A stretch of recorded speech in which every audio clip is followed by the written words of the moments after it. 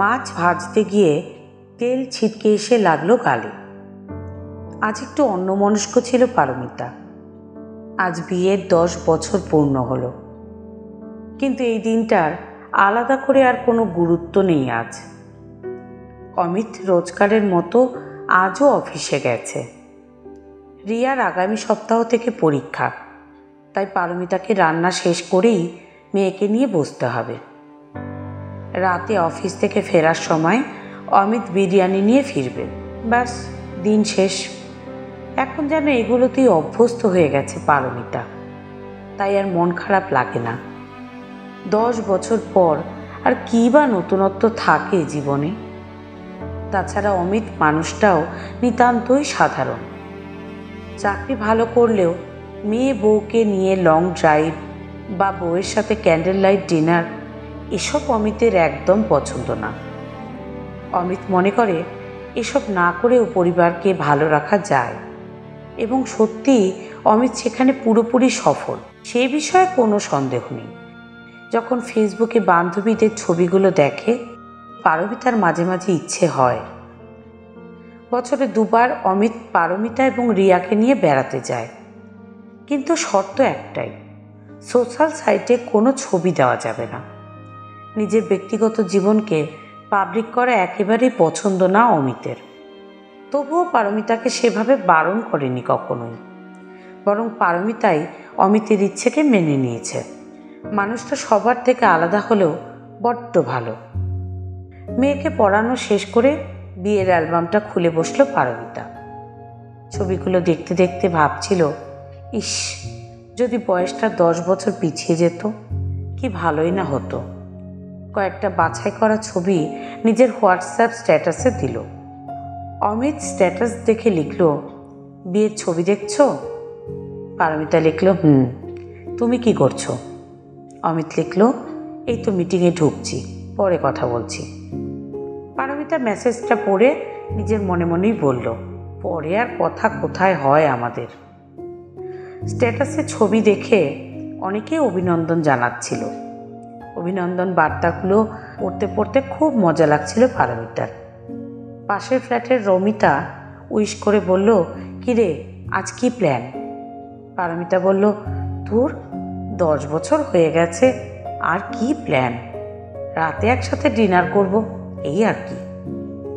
রমিতা বলল, তুই সত্যি বুড়ি হয়ে গেছিস, যা অমিতের সাথে কোথাও।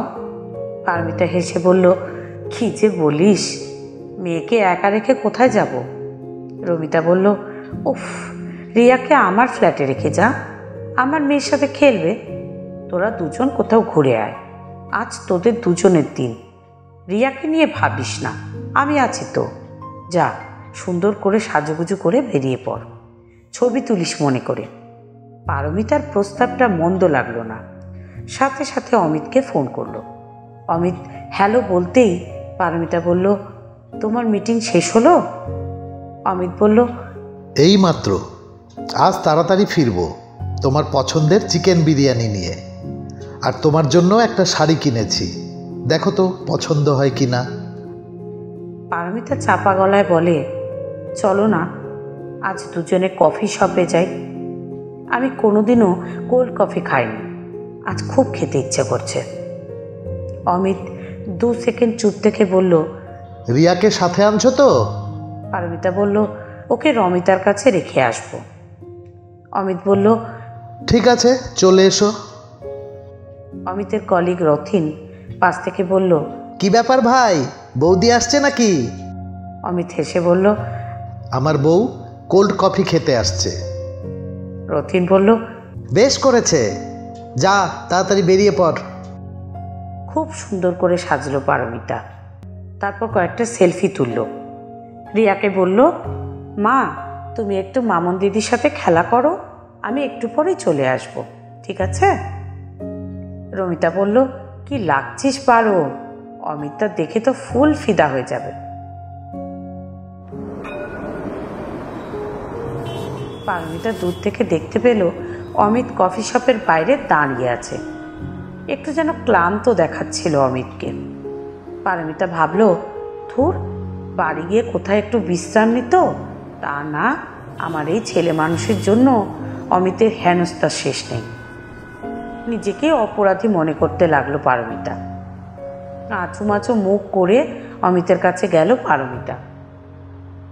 পারমিতাকে দেখে অমিত এক গাল হেসে বলল, আসতে কোনো অসুবিধা হয়নি তো? পারমিতা হেসে মাথা নাড়ল। কফি শপের ভেতরের আবহটা যেন আলো আঁধারির খেলা।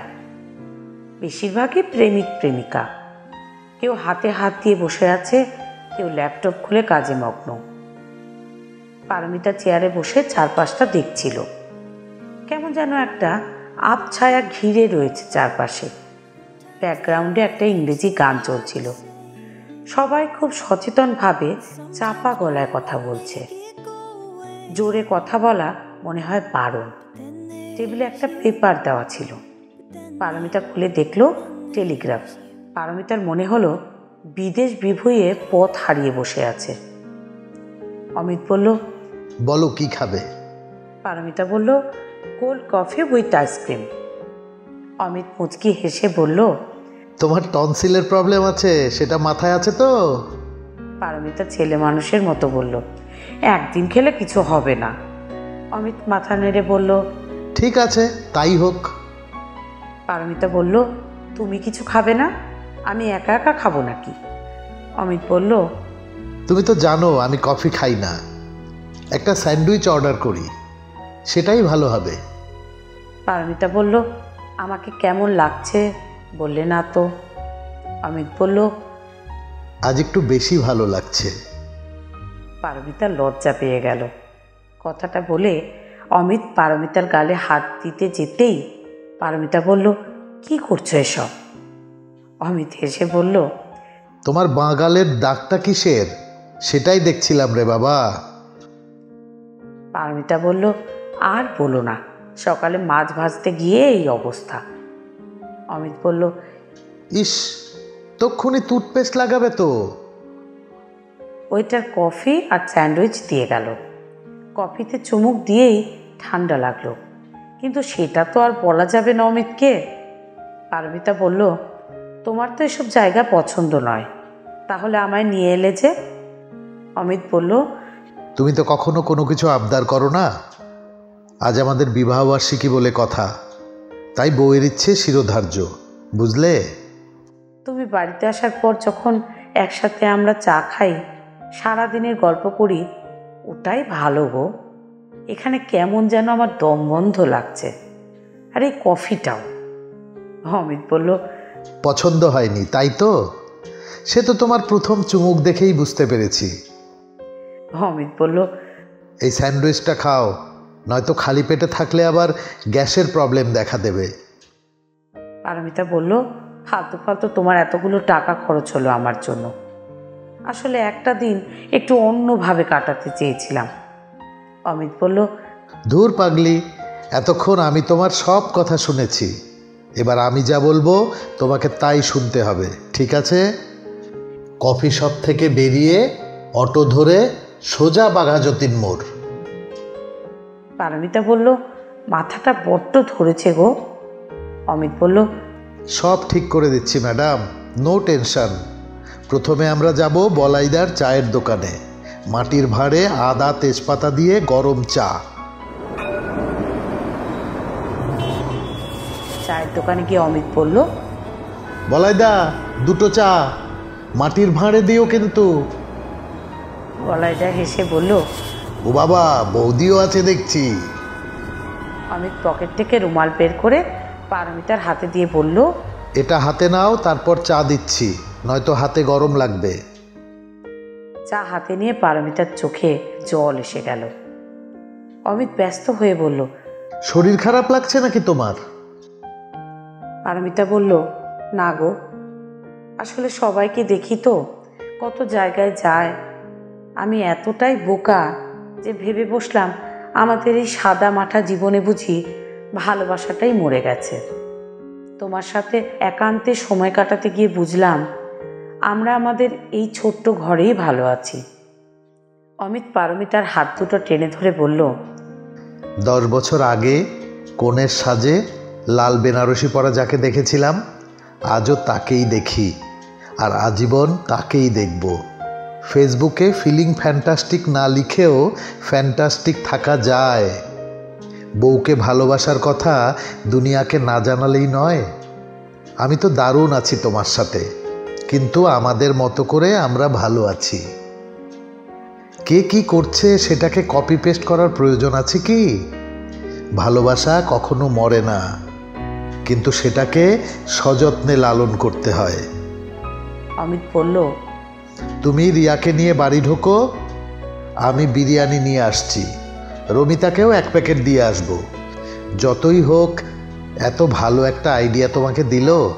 পারমিতা হেসে বলল, তুমি না খুব অসভ্য। অমিত বলল, সে তো বটেই।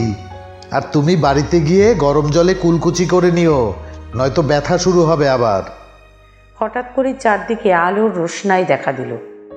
আকাশের দিকে তাকিয়ে পারমিতা দেখল শুধু আলো আর আলো। পারমিতা অমিতকে বলল, আজ কোনো খেলা ছিল নাকি? আকাশটা দেখে মনে হচ্ছে 1000 প্রদীপ জ্বলছে। কারা এত বাজি ফাটাচ্ছে গো?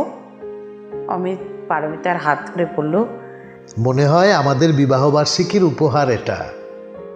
পারমিতা অমিতের হাত দুটোকে জড়িয়ে ধরে আকাশের দিকে তাকিয়ে রইল।